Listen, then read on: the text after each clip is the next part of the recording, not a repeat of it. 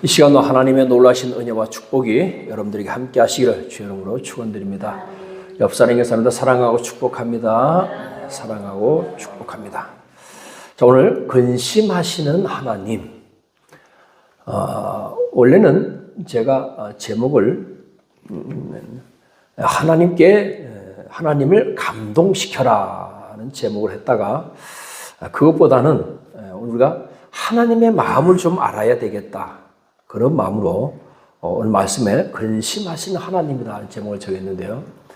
오늘 말씀 중에서 우리가 알아야 될 것은 하나님의 마음. 우리 찬양도 있잖아요. 아버지 하나님의 마음. 하나님의 마음이 어디에 있는지 우리가 그것을 봐야 될 줄 믿습니다. 우리 지난 시간에는 나의 왕은 하나님이십니다 라고 하는 제목으로 함께 말씀을 드렸는데요.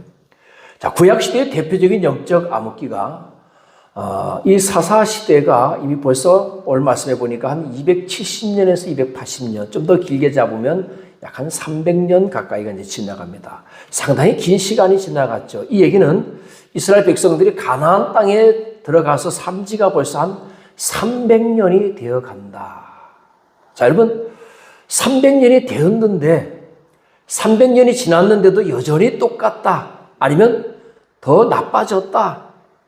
그러면 하나님의 마음도, 물론 우리 하나님은 전혀 시간과는 관계없이 사시는 분이라 할지라도 300년 동안 계속 이것이 반복된다라고 하면 그 하나님의 마음은 얼마나 답답했을까.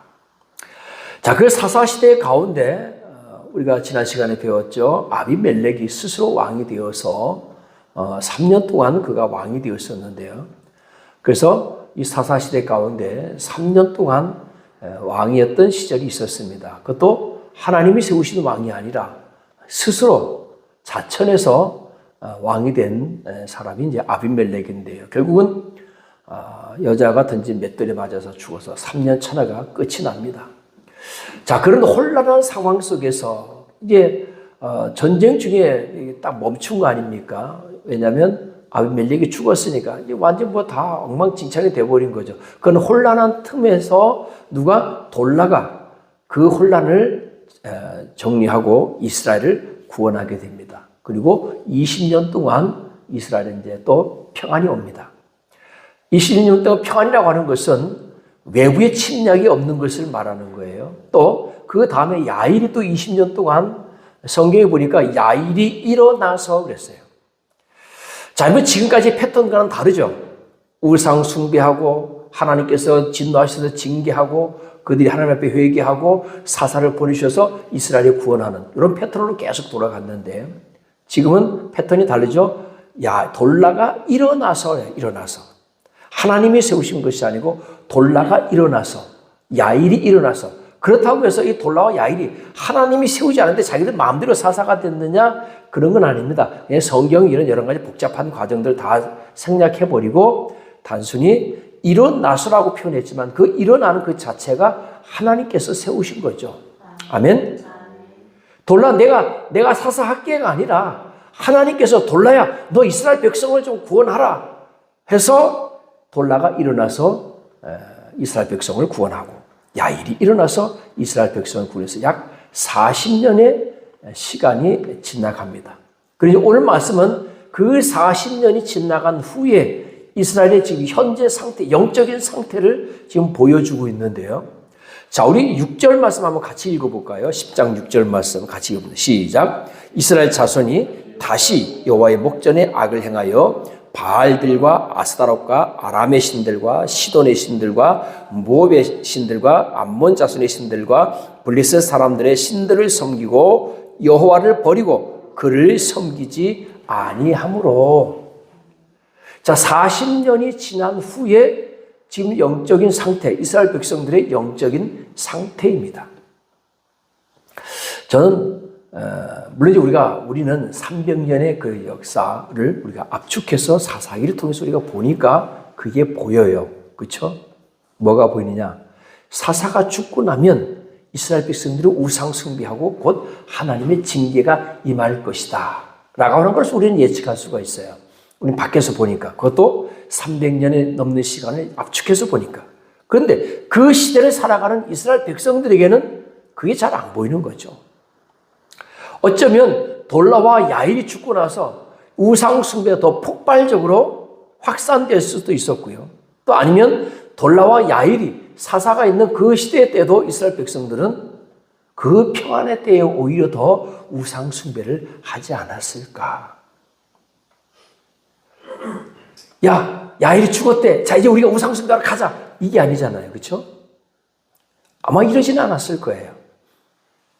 모든 사사들이 치리하는 동안에 그 사이에 전쟁이 없으니까 평안하니까 더 하나님을 떠나는 거죠.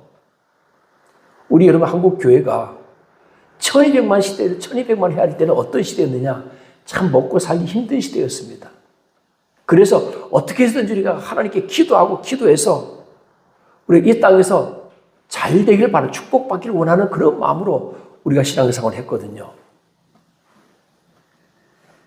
그래서 1200만 해야다 지금은 이 평안의 시대가 길어지고 풍요의 시대가 길어지다 보니까 사람들이 이제 더 이상 하나님께 기도하지 않아도 되는 거예요. 그래서 하나님을 떠납니다. 그리고 이 땅에는요, 저희가 어렸을 때는 재미있는 곳이 교회밖에 없었어요.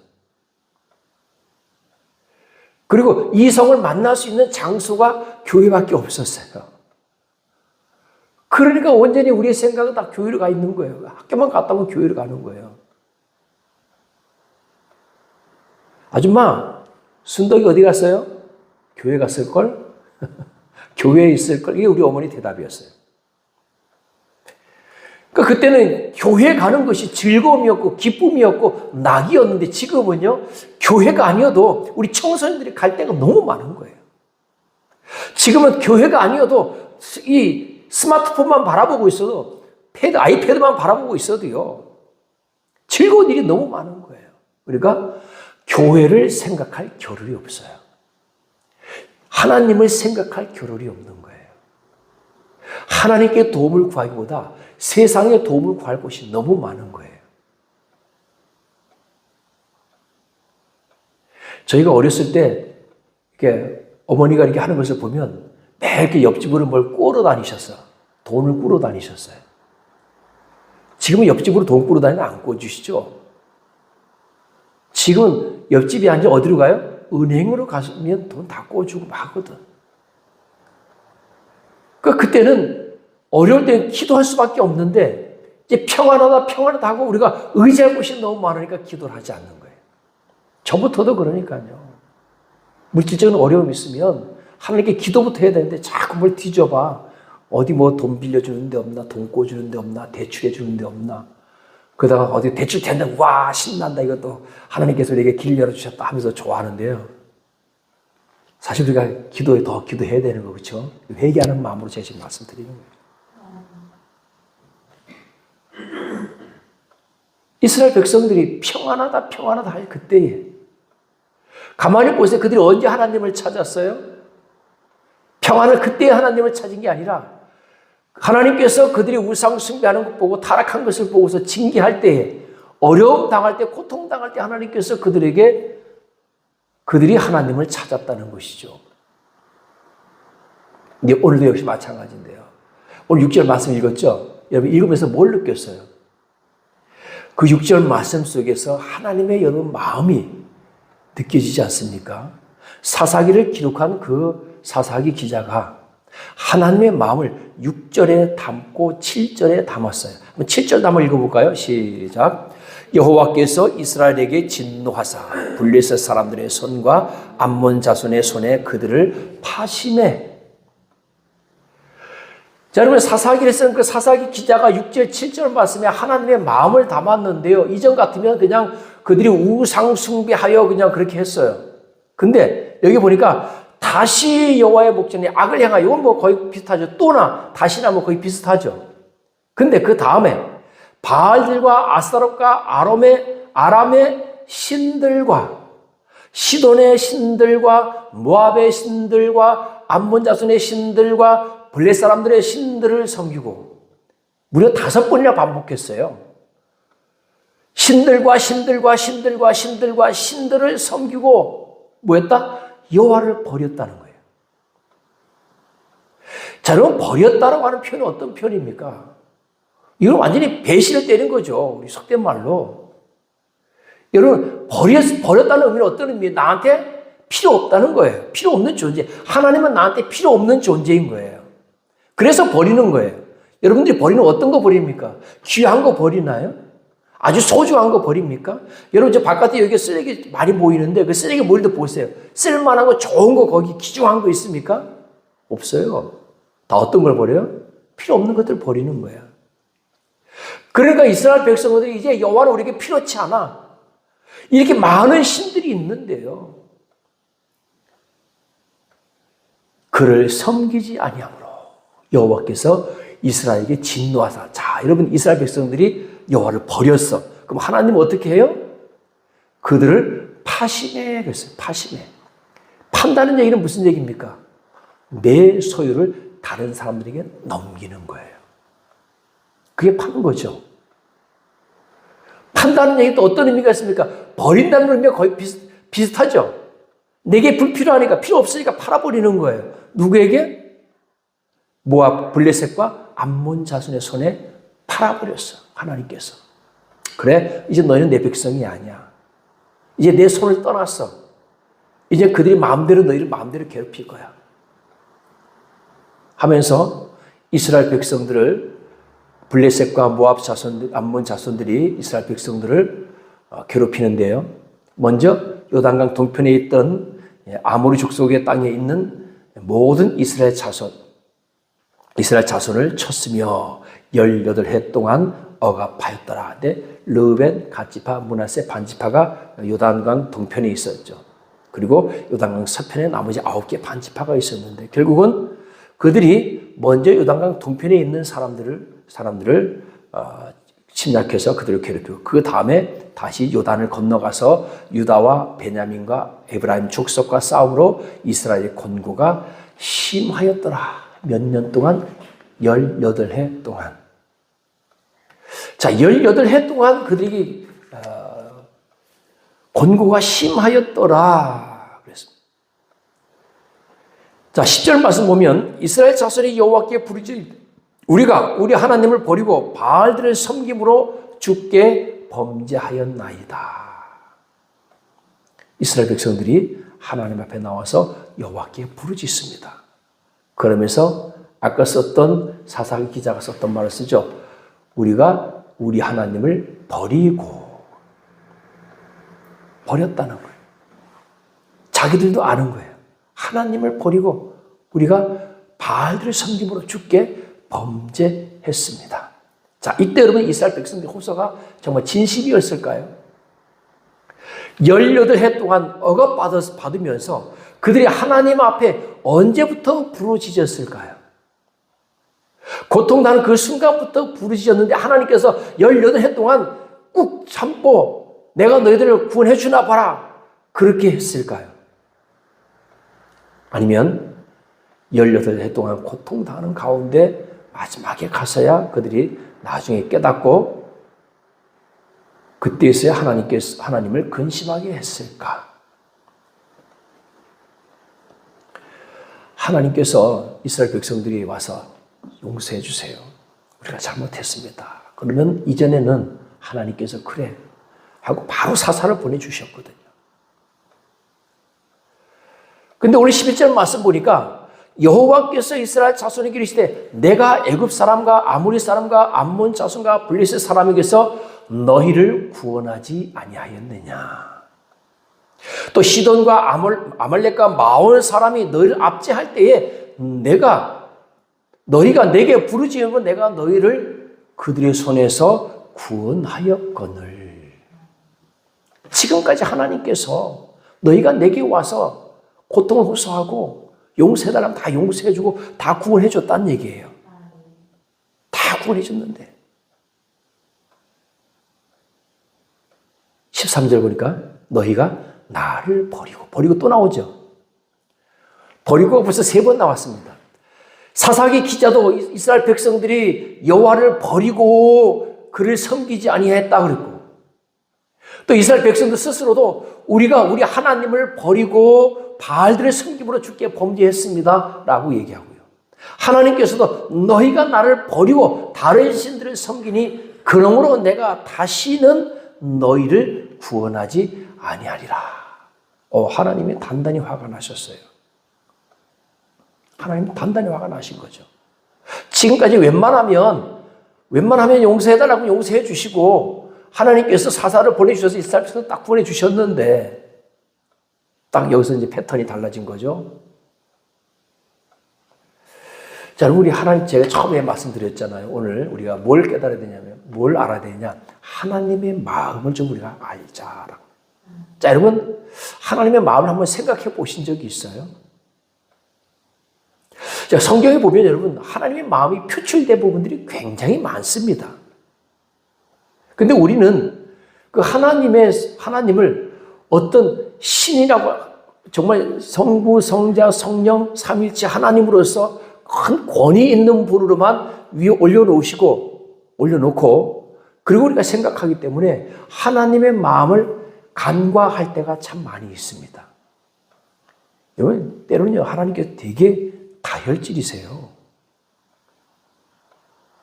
하나님께서 때로 보면 굉장히 다혈질이시고요. 어떤 때 보면 잘 삐치셔. 하나님은 무한 하나님이요? 질투하시는 하나님이래. 질투도 많이 해요. 여러분, 출애굽기 32장에 보면 우리가 잘 아는 금송아지 사건이 있습니다. 이스라엘 백성들이 출애굽하고 나서 시내산 밑에서 머무는 동안에 하나님께서 모세를 부르셔서 모세가 시내산에 올라갔어요. 물론 우리는 이제 40일이라고 하는 우리 기간을 알고 있으니까 40일쯤 내려오겠지 했는데 아마도 기약 안 하고 올라갔나 보죠. 올라갔는데 안 내려오는 거예요. 하루가 지나고 이틀이 지나고 열흘이 지나도 안 내려오니까 이스라엘 백성들이 우리를 인도하던 그 사람 어디 갔느냐. 예? 죽었는지 사는지도 알 수 없으니까 빨리 너는 아론에게 말합니다. 너는 빨리 우리를 여기까지 인도하는 신을 만들어내라. 그래서 아론이 그들에게 금송아지라고 하는 신을 만들었고 이 금송아지가 지금까지 너를 여기까지 인도해낸 여호와니라.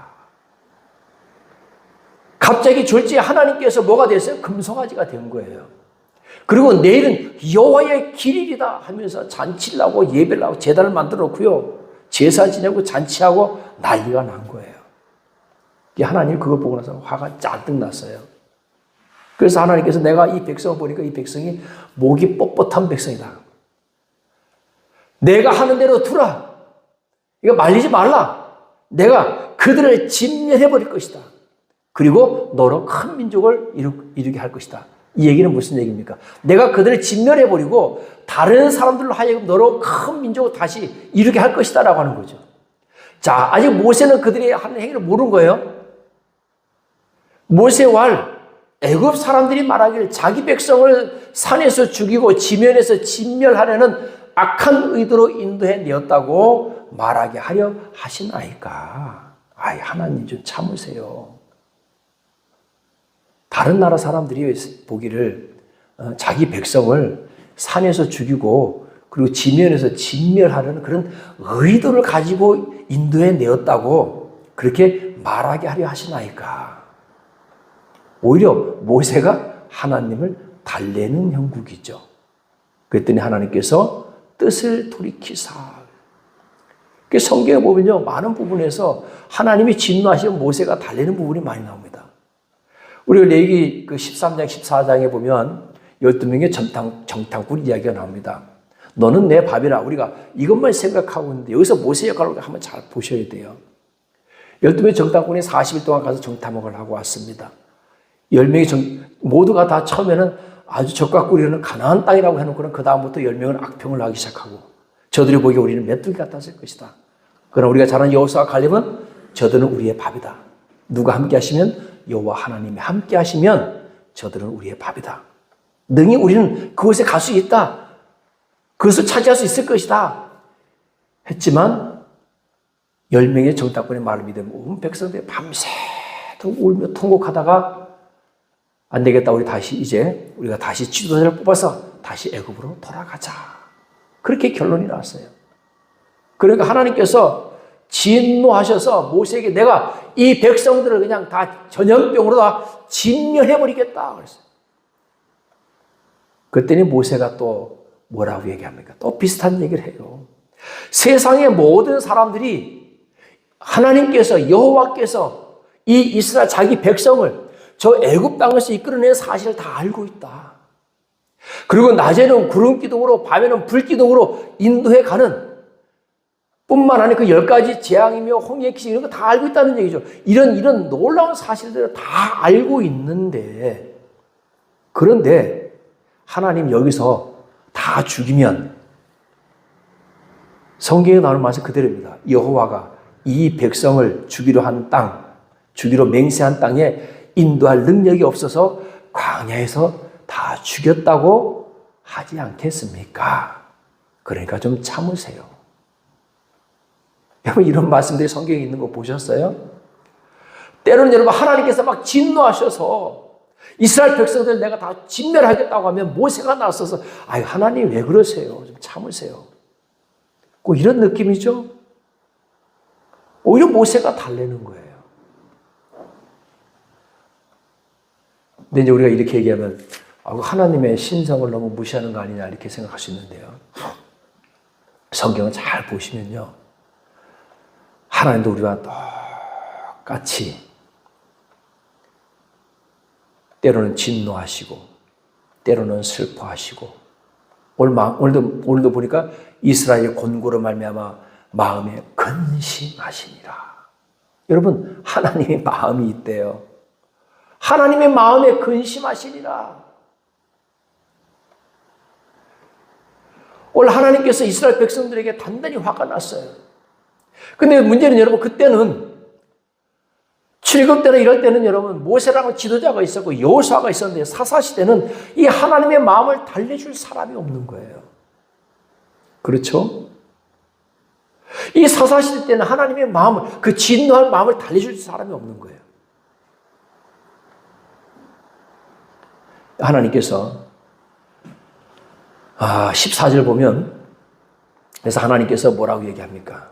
너희가 택한 신들에게 부르짖어 너희의 환난 때에 그들이 너희를 구원하게 하라 하신지라. 그냥 우리 표현대로 하면 이런 말이죠. 왜 나한테 그래? 왜 나한테 그러냐? 또 믿는 사람 있잖아. 믿는 신 있잖아. 그 믿는 신에 가서 구해달라고 그래. 왜 나한테 그래? 하나님 그런 말씀이에요. 왜 나한테 그러냐? 너희들 믿는 신들 있잖아요. 그 신들과 그 신들에게 가서 너희를 구원하라고 하라. 그 신들에게 가서 도와달라고 해. 그 신들에게 가서 너희를 이 압제에서 이 곤고에서 벗어나게 해달라고 기도해라. 하나님께서 그렇게 말씀하시는 거예요. 자, 그럼 여러분 15절 말씀에 이제 보면 이스라엘 자손이 여호와께 여쭈되 우리가 범죄하였사오니 주께서 보시기에 좋은 대로 우리에게 행하시려니와 오직 주께 구하옵나니 오늘 우리를 건져내옵소서. 자, 이스라엘 백성들이 우리가 주께 범죄했습니다. 주께서 보시기에 좋은 대로 우리에게 행하시려니와. 즉 다시 말하면 우리가 어떤 벌이라도 달게 받겠으니까 오늘 우리를 일단 건져내 달라는 거예요. 자, 그러면서 그들이 말로만 하는 것이 아니고 행함으로 보여줍니다. 16절을 같이 함께 읽어봅니다. 16절 시작. 자기 가운데에서 이방 신들을 제하여 버리고 여호와를 섬김에 여호와께서 이스라엘의 곤고로 말미암아 마음에 근심하시니라. 이게 회개죠. 여러분 회개라고 하는 거는 잘못했습니다 하고 무릎 꿇고 싹 다 빌고 울며 불며 콧물 흘리면서 뱅뱅 돌아가면서 했다고 해서 그게 회개가 아니에요. 그건 죄를 뉘우치는 거예요. 진정한 회개는 뭡니까? 돌아서는 거예요. 즉 내가 지금까지 행했던 잘못된 행위에서 다시 돌아서는 거예요. 할렐루야. 이것이 진정한 회개입니다. 이스라엘 백성들이 하나님께 나와서 우리가 잘못했습니다. 하나님 우리가 어떤 벌을 주셔도 괜찮습니다. 그러나 오늘 우리를 뭐 해달라? 건져내달라. 저 블레셋과 암몬 사람들에게서 우리를 건져내달라. 그러고 나서 자기 가운데서 이방 신들을 제하여 버리고, 아마 성경 한 구절로 끝났지만 대대적인 우상 척결 운동이 일어났을 겁니다. 이제 모든 사람들은 자기 집에 모시는 그런, 여러분 옛날 우상들은요 그냥 그 신전에만 가서 섬기는 것이 아니고 그 신들의 어떤 그런 조그마한 그 조각신들이 있잖아요. 작은 신들 이런 것들 다 집에다가 다 제단을 만들어 놓고, 우상숭배 특징이 그렇거든요. 예전에 지금 많이 없어졌지만은요, 예전에 보면 집집마다 어떤 집들은 자기 집에 뭐 신주단지라든지 또 아니면 작은 불상이라든지 아니면 이런 것들을 집에다 이렇게 차려놓고 하는 사람들이 많이 있었어요. 오늘 이스라엘 백성들이 자기들이 섬기던 그 바알과 아세라 산당들, 신당들, 제단들 이런 것들 싹 다 제하해버린 거죠. 버렸다는 얘기는 다 부셔버리고 다 없애버리고 다 불태워버리고 깨끗이. 오늘 우리가 이들의 하나님에게 우리가 구원받기 위해서는 우리가 가지고 있던 이 모든 우상들 다 태워버리고, 더 중요한 것은 마음도 하나님께로 향해야 될 줄로 믿습니다. 물론 여러분 그런 모든 것들을 다 태워버리고 부셔버리는 것도 중요하지만 더 중요한 것은 우리의 마음이 하나님께로 가는 것이 더 중요하다는 사실을 깨닫길 주의 이름으로 축원드립니다. 자, 오늘 이제 이스라엘 백성들이 이렇게 나오니까요 어떻게 돼요? 하나님께서 이스라엘의 권고로 말미암아 마음에 근심하시니라. 이렇게 여러분 이스라엘 백성들이 진심으로 회개하니까 하나님께서도 뭐하는 거? 마음이 움직이는 거예요. 할렐루야. 여러분 우리가 하나님의 마음을 감동시키라 제가 제목을 잡았다. 마음에 근심하니라. 근심하신 하나님의 제목을 바꾸는 이유도 바로 그겁니다. 오늘 우리가 하나님을 감동시키는 저와 여러분 되시길 주의 이름으로 축원드립니다. 오늘 하나님을 감동시키면 하나님께서 뭐 하기 시작해요? 근심하시기 시작합니다. 그럼 여러분 하나님께서 어떨 때 감동하십니까? 어떻게 할 때 감동해요? 우리가 세상 우상들이 원하던 것처럼, 우상들에게 하던 것처럼 뭐 정성이 부족하니까 정성을 많이 들여라 뭐 이래서 하나님께서 감동하신다 그런 의미가 아닙니다. 여러분 하나님을 감동시키는 건 다른 데 있지 않아요. 어떤 하나님의 많은 재물을 원하는 것이 아닙니다. 뭘 원하는 거예요? 하나님의 말씀에 청종하는 것. 많이 들어봤죠? 청종이 뭐죠? 듣고 순종하는 거예요. 기쁜 마음으로 따라가는 거. 여러분 하나님의 말씀대로 살아가는데 어떤 사람은 그 말씀에 순종하는 사람도 있고요. 어떤 사람은 그 말씀에 복종하는 사람이 있습니다. 물론 둘 다 필요합니다. 그래서 때는 성경에서 뭐라고 해요? 순복하라 그래요. 순종도 하고 복종도 하라. 그런데 이왕이면 여러분 우리가 복종의 개념보다는 순종의 개념이 더 낫지 않습니까? 복종의 개념은 하기 싫은데도 억지로 하는 걸 복종해요. 물론 그것도 필요해요. 우리가 예배 드리기 싫어도 싫을 때도 드려야 할 때가 있고, 하나님 말씀 읽기 싫어도 전도하기 싫어도 해야 될 때가 있잖아요. 그렇죠? 이게 복종의 개념이잖아요. 근데 이왕이면 순종의 개념으로 기쁜 마음으로 마음을 바꿔보는 것도 여러분 어때요? 여러분 우리가 사과를 먹을 때 저는 항상 좋은 것부터 골라 먹어요. 근데 우리 어머니는 옛날에 보고 꼭 나쁜 것부터 막 금방 썩을 것부터 빨리 먹어야 되는데 안 썩는데 맞는 말이죠. 그래서 매일 썩은 것만 골라 먹어. 썩은 거 썩을라 하는 거 이런 거. 근데 저는 매일 좋은 것만 골라 먹어요. 물론 맨 마지막에 썩은 게 남겠지. 그래도 그것도 좋은 거야. 왜? 계속 좋은 것만 골라 먹었으니까. 이게 여러분 순종하는 신앙입니다. 어차피 여러분 우리가 말씀대로 살아야 되고 어차피 예배 드려야 되고 어차피 교회 가야 되고 어차피 말씀 읽어야 되고 어차피 전도해야 된다면 이왕이면 여러분 기쁜 마음으로 순종하는 마음으로 하는 것이 좋지 않겠느냐. 저는 이것이 오히려 하나님을 기쁘시게 하는 신앙이다 이렇게 봅니다. 그래서 여러분 예수님께서 사도 바울도 데살로니가전서 5장 16절 18절에서 말씀했던 것처럼 항상 기뻐하라. 쉬지 말고 기도하라. 범사에 감사하라. 이것이 그리스도 예수 죄송합니다. 예수 안에서 늘 향하신 하나님의 뜻입니다. 아멘. 오늘 결론의 말씀을 드립니다. 근심하시는 하나님. 여러분, 하나님도 감정이 있다는 사실을 꼭 깨달으시길 바랍니다. 화도 내시고 기뻐도 하시고 또 질투도 하시고, 이것이 하나님께서 오늘 우리를 향해서, 하나님께서 괜히 막 화내시고 막 그러는 게 아니잖아요. 우리 때문에 화도 내시고 진노도 하시고 슬퍼도 하시고 근심하시는 겁니다. 우리가 화를 내고 우리가 질투하고 우리가 썩내는 것과는 그 근본 속성이 다르죠. 오늘 사랑하는 여러분, 오늘 근심하시는 하나님, 주의 백성을 징계하려는 근심이 아니라 어떻게 복을 주실까, 근심이 되게 만드는 그런 성도가 되시기를 주의 이름으로 축원드립니다.